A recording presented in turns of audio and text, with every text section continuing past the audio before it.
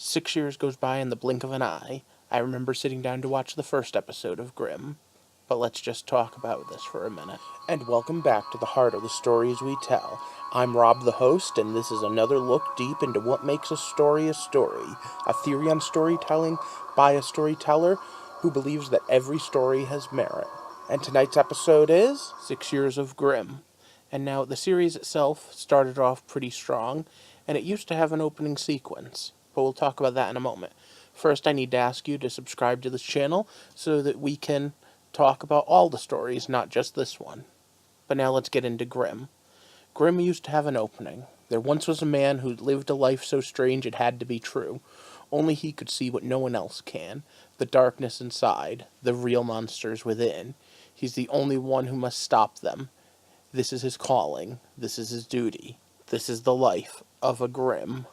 It was a corny opening, and I'm glad they dropped it. But it was an awesome show. You know how awesome? I'm going to give it a rating of a solid gold. If you don't know what my ratings are like, take a look at the links below. But overall, this show was a creepy and weird look inside a modern-day supernatural thriller. Now, a couple of people left comments. Wilson Salt said that this is the first show he's watched from beginning to end. And you know what? Big thumbs up for that, because this is one heck of a story to start with. I'm not sure with me whether it would be Star Trek or Babylon 5, but I'm 90% sure one of those. Now, there was another comment left on that last video too, but it goes a little more spoilery when talking about what I think of as the good and the bad. So we'll talk about that in a few minutes. For right now, the stars have aligned, and we're going to get started, so, as usual. So once again, it's stop. Spoiler time. Okay, so the show ends on a big bang fighting the devil himself. But all things considered, that's not really what the show was about. In fact, the stick and the whole stars aligned and the whole prophecy thing was really just the end of Season 5 and through most of Season 6. For the most part, the show was a very down-to-earth look at a supernatural threat called the Wesen. Now, Wesen is a German word, and you're going to find that I do not speak German, I don't understand German. In fact, I barely understand what they're saying half the time when they use these things. When the show first started, I had a friend, and his name was John. Now, he's passed away since about a year ago now, but he spoke German pretty fluently, and he always used to get a kick out of the different ways they'd use German and kind of bastardize other language in there.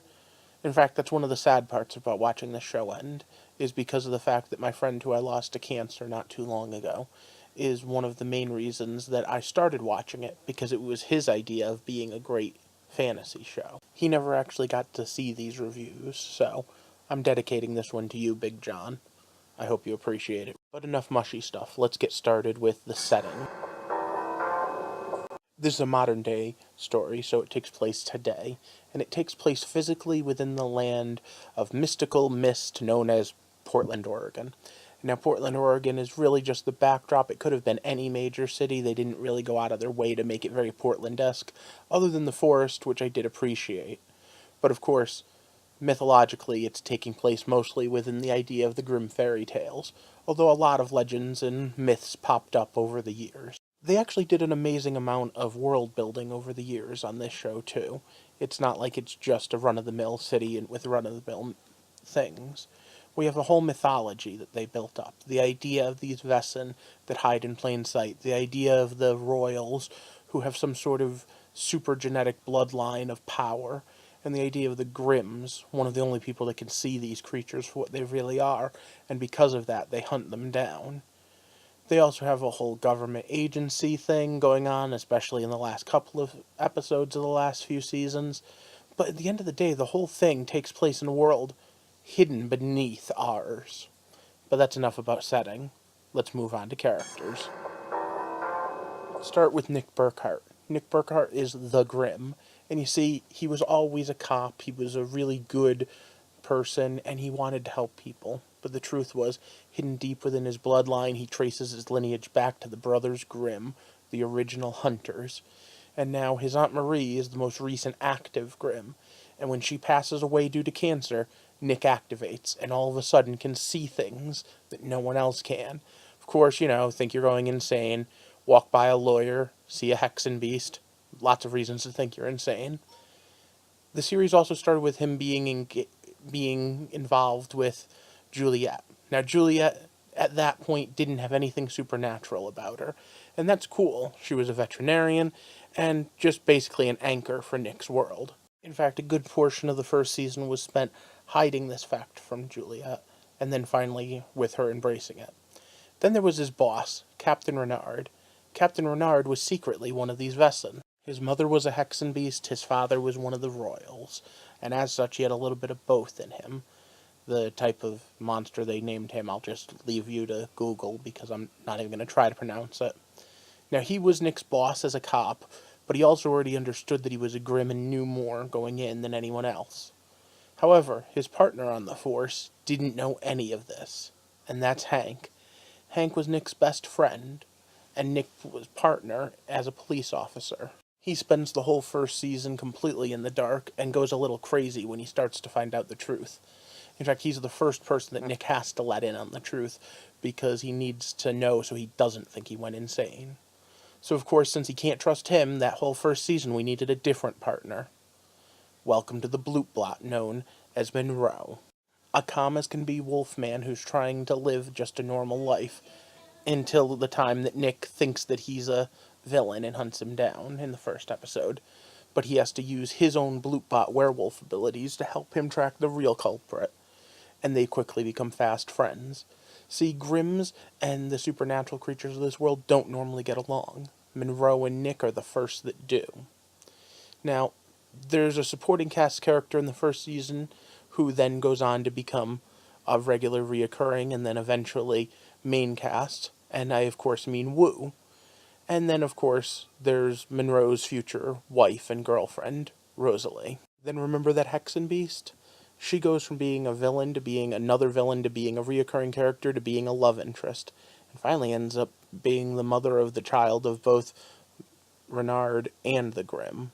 Yeah, freaky baby daddy stuff. And then, about halfway through the show, we're introduced to Trouble, another Grimm, someone that Nick could take on as a protege. You know, spelling it all out, there's actually quite a few members of this cast. It's pretty amazing how, as an ensemble, they were able to work everyone in, give everyone character growth, and well, we'll get to that in the good, the bad, and the ugly. For now, let's move on to the plot of the show. I already went over the basics, but it's a pretty straightforward thing with only a few flashbacks here and there. The base plot is Nick Burkhart, the Grimm, and the police officer trying to find a way in the world that doesn't quite fit in his society. But whose point of view do we follow through all this? Well, you see, that's a kind of funny question, because for the most part, we're following Nick. And yeah, that's a bit of a cop-out since he's the named character, but I mean, realistically, we have very few things going on without him knowing, unless it's a villain acting on him. Even his partners, Hank and Monroe, don't really get a lot of following them and not the Grimm. As both our superhero and our newbie in the field, he's normally the person asking the question, what, huh? And having things explained to him. Which brings us to theme and symbolism, and there's a lot to go over with this. Different themes of the power of your blood, whether or not there's a racial enemy, the idea that if you were born to be a hunter, do you have to be a hunter? Do you have to hate someone you were predispositioned to hate? Plus all the Grimm fairy tales mottos going along the way. And of course, at the end, when the stars were right, the entire cosmic thing was really a big play on the devil versus God. But I want to bring up one of the reoccurring things. Remember I said Grimms and Bloopbot, well, Grimms and Vesson just don't get along.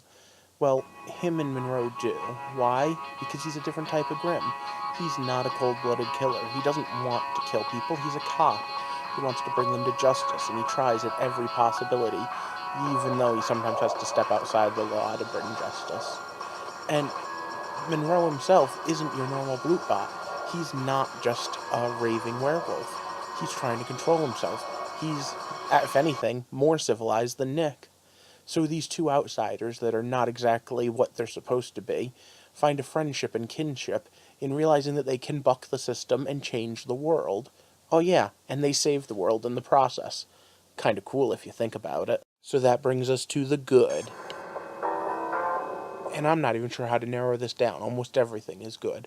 From the special effects to the actors to just the downright script writers who make us care about even weird little characters like gophers and wanting to side with them, to family issues where even though I got annoyed at the fact that the kid was all powerful, I have to admit, several of those scenes were really well written. I wanted to give a big shout out to an ensemble cast where every actor was pulling their weight and where the writers didn't hand anyone the idiot ball for very long. In fact, I have to say, this show was so good that I wanted to just put everything under the good and nothing under the bad or the ugly this week. But I'm not going to do that. I am going to still point out a few shortcomings. So let's talk about the bad. They had a few dropped plot lines and a few missteps. We're going to start with the fact that the captain switching good guy, bad guy, back to bad guy, back to good guy was a little annoying.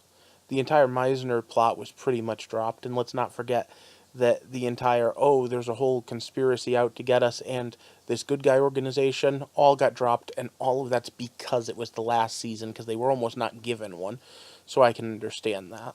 However, this isn't the first time they did it. Remember the whole zombie Nick, whether Nick's actually touched by the dead or not? Yeah, neither did the writers. And one final one, the ugly. I didn't like the ending. I said this in my review of the last episode, and the fact is that Grimm shouldn't have had a happy ending, really, with the way they built it up. I didn't like what I consider a deus ex machina of time travel. However, one of my fellow members of this community pointed out that it might not be time travel. I hope I'm pronouncing this right, but Mortis Moores says, I don't think it was actually time travel. I think the staff gave power over reality, hence why it was the staff of God's chosen people. My theory is that each piece of the staff had a reality control power, but when the staff was complete, it gave you complete control over reality. The stick is what brought Mom and Aunt back to help fight, and once he had the staff complete, he wished everyone alive, and the staff made a reality that it was possible. The Zerser had almost complete control of the world, and that's because he had almost the complete staff. And you know what? He might be right. That doesn't solve my deus ex machina problem where I say that, this thing just comes out of nowhere in the end. Yeah, we've had the stick all season, but all it could do was heal. And to be perfectly honest, I just don't like the idea of filling the second to last episode's ending credit moment with the death of two loved characters, and then watching everyone die just to be replaced. Now, I review Legends of Tomorrow as well, and it just pulled the same stick, but it's always a time travel show, so I give that a little more leeway on this. And Grimm is a much better show than Legends of Tomorrow, to be honest, so I hold their writing staff up to be a little higher. But like I said before, this was a damn good show. In fact, it probably was both one of the most original shows when it came out, and definitely one of the best written. Top tier, beyond a doubt. It's a procedural that keeps its procedural roots, but at the same time has the supernatural element, and lots of shows have tried to do that. Let's be honest, we've probably watched several of them, but nothing quite like this. At no point did it get into the stupid, it just kinda hung around in some slight mishaps, and that's why I gave it a solid gold. But that's my opinion on the show. I'd love to hear yours. So, leave down in the comments what you guys think, and don't forget to give everyone a big high five that's watched since the beginning. For now, I have to ask you to like and share this video along with subscribe to get more content, because there's a lot more shows out there that we can talk about, and a lot more discussion to be had about the who's and whys of storytelling. So if you'd like to hear more of my thoughts and ideas as I walk through the heart of the stories we tell, let me know.